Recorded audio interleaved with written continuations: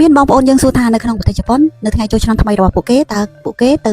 វត្តដូចជាយើងដែរឬអត់ប្រកាសជាទៅបងប្អូនអញ្ចឹងបងប្អូនចង់ដឹងពីប្រទេសជប៉ុន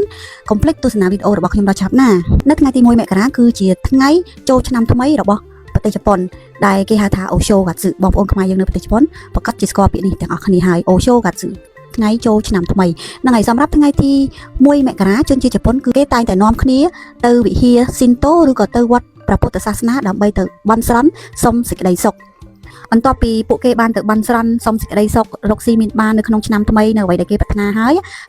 មានអ្នកខ្លះក៏ទៅបោះកាក់ចូលទៅក្នុងប្រអប់តម្កល់ទៀនហើយរួចអ្នកដែលចង់ដឹងពីរាសីនៅឆ្នាំថ្មីក៏គេអាចទស្សន៍ទាយទៅតាមកระดาษហ្នឹងហើយដែលហៅថាអូមីគឺជីនោះឯងនឹងបងប្អូនយើងប្រហែលជាស្គាល់ហើយនៅប្រទេសជប៉ុនហ្នឹងហើយចង់ដឹងពីជោគរាសីយើងនៅឆ្នាំថ្មីបងប្អូនអាចទៅវត្តឬទៅតាមវិហារទៅយើងចាប់កระดาษដើម្បីដឹងពីរាសីយើងនៅឆ្នាំថ្មីលើសពីនេះទៅទៀតជនជាតិជប៉ុនគេទិញរបស់ណាដែលស័ក្តិសិទ្ធិនិងយ័ន្តការពារខ្លួនដាក់នៅផ្ទះឬក៏នៅក្នុងឡានដែលគ្រួសារនីមួយៗគេ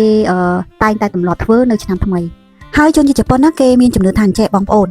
ការមើលព្រះអាទិត្យរះនៅថ្ងៃទី1នៃខែមករាគឺមានអំណាចពិសេសដូច្នេះហើយពួកគេចូលចិត្តនាំគ្នាទៅទីតាំងដែលមានកន្លែងខ្ពស់ៗដូចជាភ្នំតំបន់មាត់សមុទ្រដើម្បីមើលព្រះអាទិត្យរះដំបូងគេនៃឆ្នាំថ្មីដើម្បីសុំសេចក្តីសុខនៅអ្វីដែលគេចង់បានជនជាតិជប៉ុនគេចូលចិត្តញ៉ាំអាហារជុំគ្នានៅថ្ងៃចូលឆ្នាំនៅថ្ងៃទី1ថ្ងៃទី2ថ្ងៃទី3ទៅតាមគ្រួសារហ្នឹងហើយប្រភេទអាហារដែលគេធ្វើហូបជុំគ្នានោះគឺជាប្រភេទអាហារមួយដែលមានឈ្មោះថាអូសេជីរីយ៉ូរីហ្នឹងហើយខ្ញុំធ្លាប់ប្រាប់បងប្អូនកាលពីវីដេអូមុនហ្នឹងហើយដែលបង្កប់ដោយអត្ថន័យជាច្រើនក្នុងអាហារទាំងនោះសុំសេចក្តីសុខឲ្យមានកូនចៅច្រើននិងមានសុខភាពល្អរកស៊ីមានបាន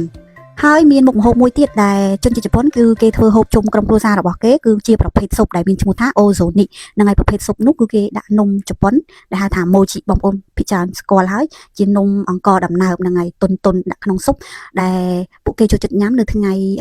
ចូលឆ្នាំដែលជាថ្ងៃដំបូងហើយគេជឿថានឹងមានកម្លាំងធម៌ពលទៅដល់ពួកគេហើយដើម្បីអបអរឆ្នាំថ្មីរបស់ពួកគេលើកទឹកចិត្តទៅដល់ក្មេងៗមិនថាអាណាព្យាបាលឬក៏ចាស់ទុំគឺតែងតែផ្ដល់នៅស្រោមសម្បត្តិដែរនៅក្នុងស្រោមសម្បត្តិនោះគឺមានដូចជាលុយហ្នឹងហើយដែរប្រទេសយើងចូលចិត្តហៅថាអាំងប៉ាវហើយជាភាសាជប៉ុនគេហៅថាអូតូស៊ីដាម៉ាហ្នឹងហើយគឺវាស្រដៀងនឹងអាំងប៉ាវយើងអញ្ចឹងចែកទៅដល់ក្មេងៗឬក៏កូនក្មួយជាដើមបងប្អូននៅប្រទេសជប៉ុនអ្វីដែលប្លែកនោះនៅថ្ងៃចូលឆ្នាំថ្មីរបស់ពួកគេគឺការអានសម្បត្តិជូនពរហ្នឹងហើយនៅព្រឹកថ្ងៃទី1មករាខាងប្រៃសណីគឺមានការមកមានញឹកមែនតែននៃការដើរចែកចាយទៅតាមប្រអប់សម្បត្តិនីមួយនៃគ្រួសារហ្នឹងហើយអញ្ចឹងមានដូចជាមិត្តភ័ក្តិបងប្អូនឬក៏អ្នករកស៊ីជួញដូរជាមួយគ្នាឬក៏ក្រុមហ៊ុនគឺគេតែងតែមានសម្បត្តិជូនពរទៅដល់គ្នាទៅវិញទៅមកហើយបងប្អូនជនជាតិជប៉ុនណាគេចូលចិត្តធ្វើរឿងមួយទៀតនៅថ្ងៃចូលឆ្នាំថ្មីរបស់ពួកគេគឺពួកគេចូលចិត្តទៅដើរទិញថង់សំណាងដែលមានដាក់លក់នៅតាមផ្សារឬក៏ហាងទំនិញនានាហ្នឹងហើយគេគិតថាថង់សំណាងទាំងអស់នោះវាមានតម្លៃលើសអ្វីដែលគេទិញដោយសពដងហ្នឹងហើយគេចូលចិត្តធ្វើអ្វីដែលរីករាយសងសំណាងនៅថ្ងៃចូលឆ្នាំថ្មី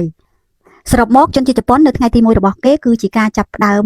ជាថ្មីប្រកបដោយភាពស្ងប់ស្ងាត់និងក្តីសង្ឃឹមរបស់ពួកគេដូច្នេះហើយបងប្អូនចង់ដឹងអ្វីផ្សេងទៀតពីប្រទេសជប៉ុនបងប្អូនអាចខមមិនសួរក្នុងវីដេអូរបស់ខ្ញុំអរគុណជម្រាបលាបាយ